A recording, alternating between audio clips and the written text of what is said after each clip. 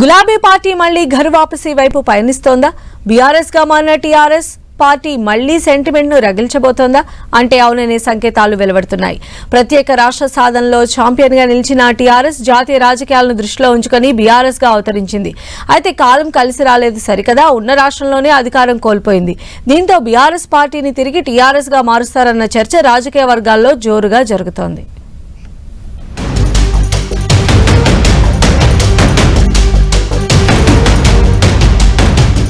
తెలంగాణ రాష్ట్ర సాధన లక్ష్యంగా కేసీఆర్ ఏప్రిల్ 27, 2001లో తెలంగాణ రాష్ట్ర సమితి పేరుతో పార్టీని ఏర్పాటు చేశారు. రాష్ట్ర సాధన కోసం గులాబీ పార్టీ ఎన్నో ఉద్యమాలు చేసి ప్రజలకు చేరువైంది. దాదాపు 12 ఏళ్ల పాటు తెలంగాణ ఉద్యమాన్ని కేసీఆర్ తన కనుసన్నల్లో నడిపించారు.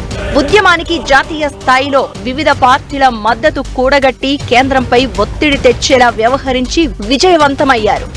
తెలంగాణ రాష్ట్ర సమితి పేరుతో రాష్ట్ర ఆవిర్భావం తర్వాత కూడా రాజకీయాలను శాసించే స్థాయిలో నిలిచింది. 2014, 2018 ఎన్నికల్లో అధికార పగ్గాలు చేపట్టింది.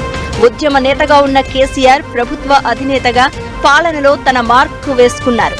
2024 ఎన్నికలను దృష్టిలో ఉంచుకుని జాతీయ రాజకీయాల్లో చక్రం తిప్పాలన్న లక్ష్యంగా 2021 నుంచి జాతీయ రాజకీయాల్లో తన మార్కు వేసుకోవాలని వివిధ రాష్ట్రాల్లో బీఆర్ఎస్ నేతలను సిద్ధం చేశారు.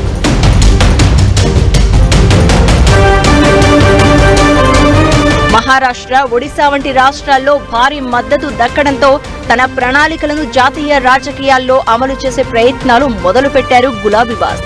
అందులో భాగంగా తెలంగాణ రాష్ట్ర సమితి పేరును అక్టోబర్ 5, 2022 సంవత్సరంలో భారత రాష్ట్ర సమితిగా మారుస్తూ నిర్ణయం తీసుకున్నారు.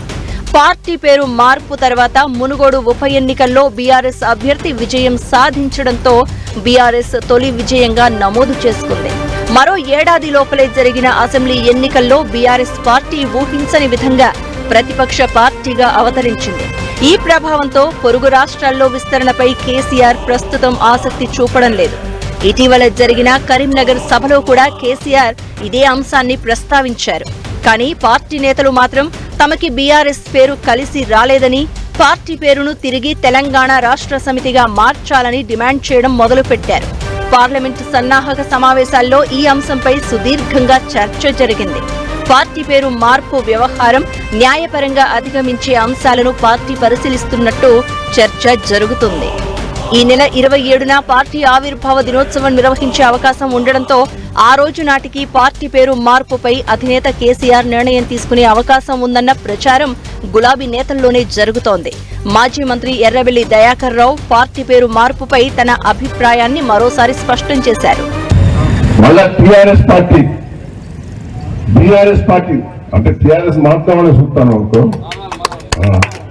అదే టీఆర్ఎస్ పార్టీ తరఫున నిలబడదాం.